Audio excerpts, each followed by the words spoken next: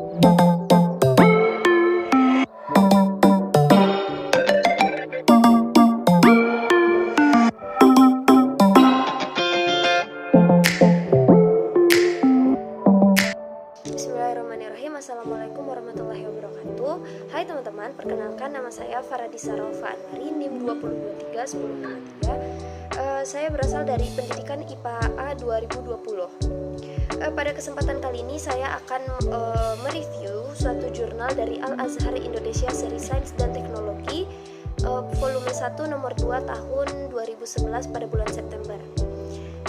Yang berjudul Studi Kasus Terhadap Zat Pewarna, Pemanis Buatan dan Formalin pada jajanan anak di SDN Telaga Murni 03 dan Tambun 04 Kabupaten Bekasi, yang ditulis oleh Nita Noriko, Ekaristi Pratiwi, Angelia Yunita, dan Dewi Elvidasari.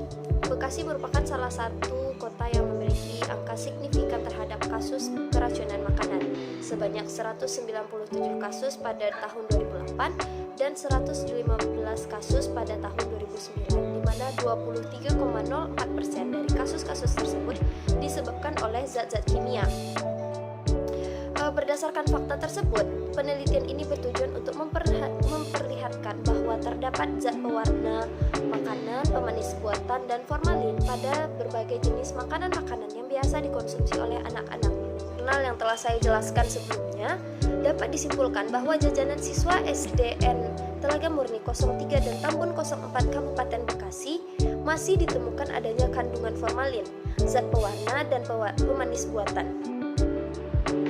Walaupun siswa telah memahami bahaya zat tersebut, akan tetapi belum menjamin keamanan jajanan yang dikonsumsi di sekolah, mengingat ketersediaan makanan yang ada. Disarankan kepada para orang tua untuk menjaga kesehatan anak-anak mereka dengan cara memberikan bekal makanan apabila anak-anak akan datang ke sekolah. Baiklah, pada studi kasus jurnal yang kedua yang berjudul Keracunan Makanan oleh Mikroba, yang berasal dari jurnal Technoscience Journal oleh John Lee Adverts Rorong dan Miss G. Feniwilar. Kasus keracunan makanan sering terjadi di berbagai lingkungan karena tidak terjamin kebersihan. Alat dan bahan yang digunakan tidak higienis, paparan debu di jalan, karena lalu lintas yang padat. Mikroorganisme yang tersebar luas di alam menyebabkan produk pangan yang tidak steril. Pertumbuhan mikroorganisme dalam bahan pangan dapat mengakibatkan perubahan fisik dan kimia yang tidak diinginkan, sehingga bahan pangan menjadi tidak layak untuk dikonsumsi. Keracunan makanan disebabkan oleh kapang, khamir, dan bakteri. Dari ketiga mikroba tersebut, kerusakan makanan didomisili oleh bakteri.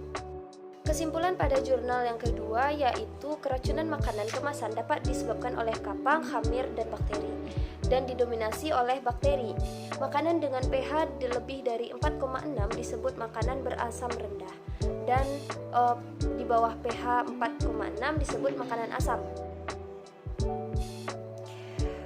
Semakin rendah pH makanan, pemanasan yang diperlukan semakin ringan. Kebusukan karena bakteri seringkali menghasilkan kondisi kemasan yang abnormal.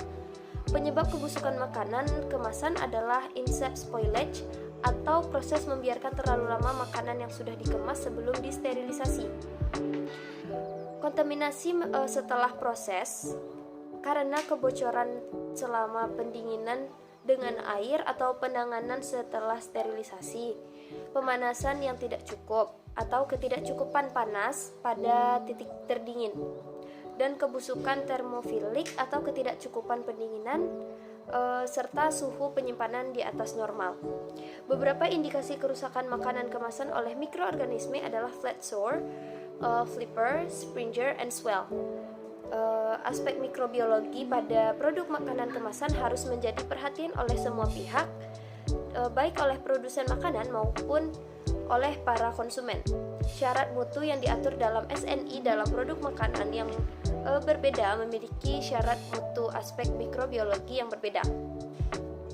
Hal ini dipengaruhi oleh potensi mikroba kontaminan yang berdasarkan pada sifat produk pangan. Baiklah teman-teman, mungkin sekian saja penjelasan dari saya mengenai jurnal studi kasus terhadap zat pewarna, pemanis buatan, dan formalin pada jajanan di SDN Telaga Murni 03 dan Tambun 04 Kabupaten Bekasi. Hanya sekian dari saya. Assalamualaikum warahmatullahi wabarakatuh.